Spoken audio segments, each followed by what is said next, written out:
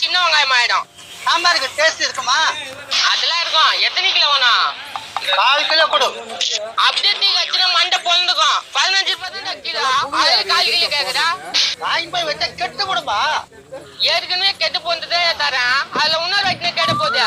ஓ அப்படி சொல்றியா? அப்ப 1 கிலோ கொடு. இவனை 1 கிலோ வாங்குறதுக்கு 1 வருஷம் கத்தணும் போலிச்சா. சொன்னாரு அவரு.